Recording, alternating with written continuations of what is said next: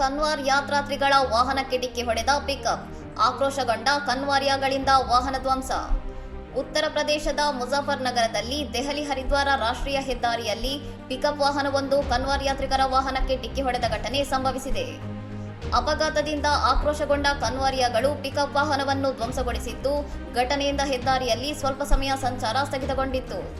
ಬುಧವಾರ ರಾತ್ರಿ ಪುರ್ಕಾಜಿ ಪಟ್ಟಣದ ಖಾದರ್ ಚೌಕ್ ಬಳಿ ನಡೆದ ಈ ಘಟನೆಯಲ್ಲಿ ಯಾತ್ರಿಕರು ಹರಿದ್ವಾರದಿಂದ ಪವಿತ್ರ ನೀರನ್ನು ಹೊತ್ತು ಹಿಂತಿರುಗುತ್ತಿದ್ದರು. ಮಾಹಿತಿ ತಿಳಿಯುತ್ತಿದ್ದಂತೆ ಸ್ಥಳಕ್ಕೆ ಧಾವಿಸಿದ ಪೊಲೀಸರು ಪರಿಸ್ಥಿತಿಯನ್ನು ನಿಯಂತ್ರಣಕ್ಕೆ ತಂದು ವಾಹನವನ್ನು ವಶಪಡಿಸಿಕೊಂಡು ತನಿಖೆ ಆರಂಭಿಸಿದ್ದಾರೆ. ಕನ್ವಾರಿಯಾಗಳು ತಮ್ಮ ಯಾತ್ರವನ್ನು ಪುನರಾರಂಭಿಸಿದ್ದು, ಪೊಲೀಸರು ಹೆದ್ದಾರಿಯಲ್ಲಿ ವಾಹನ ಸಂಚಾರವನ್ನು ಸುಗಮಗೊಳಿಸಿದ್ದಾರೆ. ಘಟನೆಗೆ ಸಂಬಂಧಿಸಿದಂತೆ ಸ್ಟೇಷನ್ ಹೌಸ್ ಆಫೀಸರ್ ಮನ್ಹೇಂದ್ರ ಸಿಂಗ್ ಭಾಟಿ ಅವರು ಹೆಚ್ಚಿನ ತನಿಖೆ ನಡೆಯುತ್ತಿದೆ ಎಂದು ತಿಳಿಸಿದ್ದಾರೆ. ಇನ್ನಷ್ಟು ಸುದ್ದಿಗಳಿಗಾಗಿ ನೋಡ್ತಾ ಇರಿ ಸೌರಂ ಟಿವಿ.